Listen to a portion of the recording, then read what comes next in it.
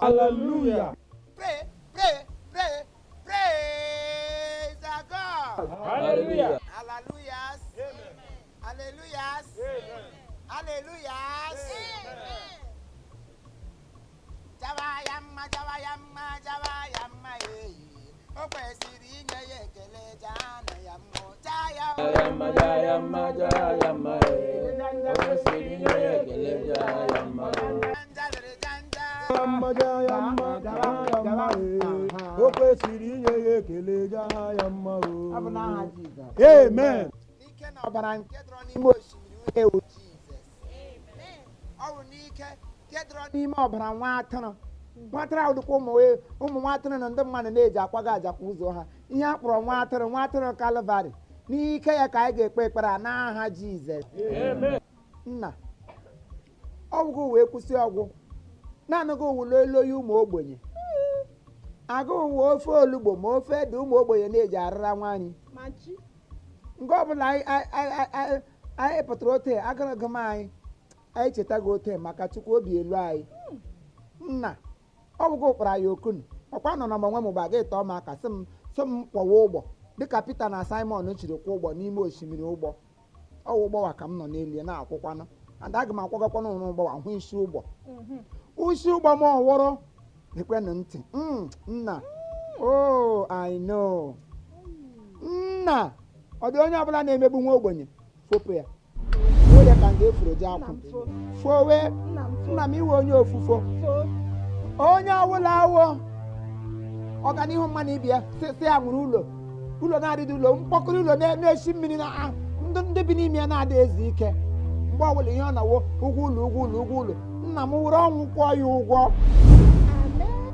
eleta mmanụ ga-esibiri nga mma na ha gide eri ala okwute ihe na-akarị gbamgbam n'ụzọ onye ọwụwa okere anya na-eke udele oriri ozu onye ọwụ Chineke biko nna echefuola m n'ezinụlọ ka anyị na ụdịkwa ikuku ka m kwuru asị m go ada onye ọbụla anyị bi n'ụlọ ya na-adịghị ekwe anyị ike si awụ landlord nna biko fopụrụ anyị onye ọwụ iwe ofu ero niile wee ero ọjọọ na ndụ anyị foshiwa fopụ landlord ọbụla sị ndị bi na nke ya agịdị enwere ezumike Chineke nna were ọpụrụshọn go ọpụt onye ọbụla sa anyị bi na nke ya na-enye anyị ọgịdị enye anyị pieces of mind Chineke nyere anyị ya RIP ya nye ya ka ala kwụpụ ọdụm egbe eluigwe gbagbuo onye ọwụ arịkwanụ ndị nke wụsị ihe a pụtara ụwa wee tụta chingọm agbọbịa isi mkpe gbọbịa na-enwedị ihe o mere ndị nsọta agụ ka chingọm ị na-agbakwa chingọm ga a na-ekpe ekpere ndị eluigwe gbakwa agụ ka chingọm tam nọnsens ụmụtọ kedu ihe ọwụ ole ihe ọwụ ụmụtọ ele ihe ọwụ kwanụ ele nke fopụ landlord fopụ onye nwe ụlọ ekpere na mkpego ugbu a ekpere m ya na direction m ọkwa awụpụtasịga m ote ndị Mozis si atasi aka gị ghọchara wa ya riwa ka ọgụ ka agwaga ụgbọtọ kedu onye ọzọ nwe ụlọ abụghị m akpọdụ m okonga nye m so onye nwe ụlọ bụrụ onye Kraịst sokwuru nwe ụlọ ụgbọtọ si fopụ m fopụ onye gịnị enwe mgbe anyị kpụrụ gị aha direct ọkwa ji indirect na-ekpe ekpere na ngwụgba onye bi n'igwe na-anakwa n'otu onwe onye ọzọ fụrụ ụlọ a onwe onye ọzọ bụ landlord onwe onye ọzọ ụlọ so fopụ elekpọta ekpere mkperekpe ga-eche ebutere m nsogbu ọkwa ndị eluigwe na-arụ ọrụ ihe okwu fopụ gị si afọ okwu gị fopụ landlord fopụ mmụ asị iwe ajọ landlord ya fopụ nụṅụ ma asị iwu dị ezigbo ajọ landlord ya ha anụṅụ ekpere ọjọọ ọnwụ na-eme ụmụ nwaanyị kịta m tiwapụ ha ọnụ akụkwala biko nkịta mgbagha wụsị ụmụ nwaanyị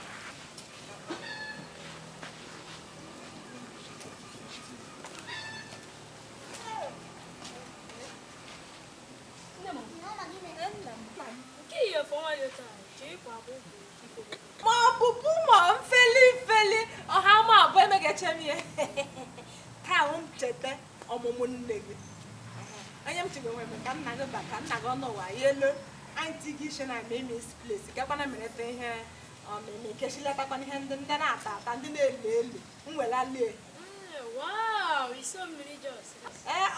ọhịa ọwụ nna m gba nkịta na-ekechitere gị elee ụmụnne gị agala ha ntụtụ dara I am chicken.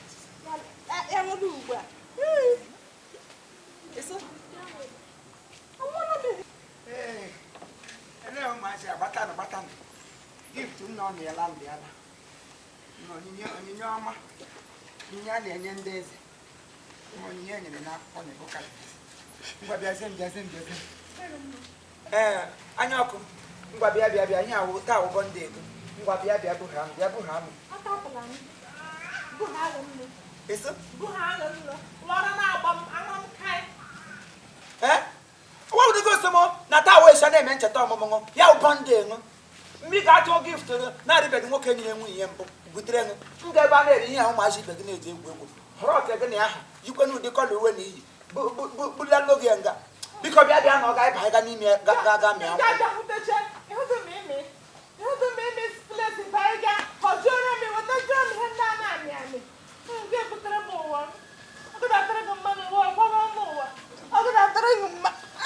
Happy birthday to you.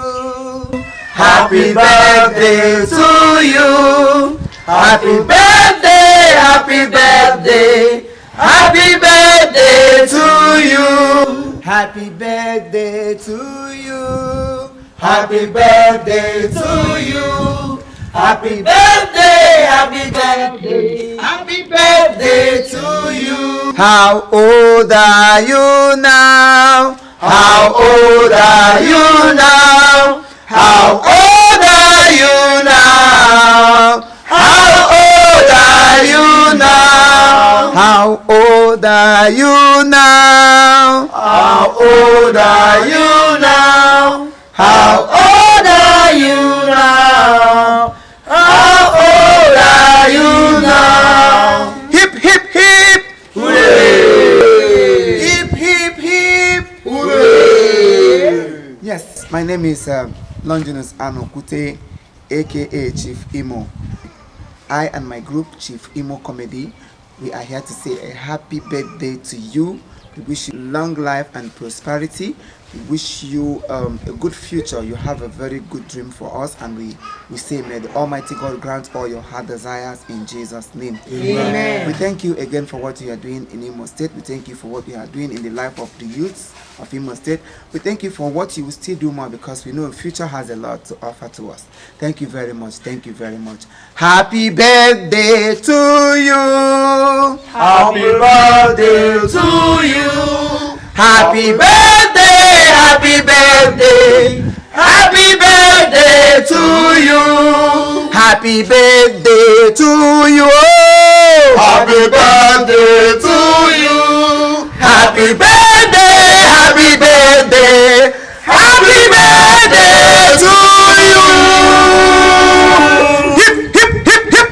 Hooray! Kariji Igbo so here ya rere mu mfe I want to thank all of you for your understand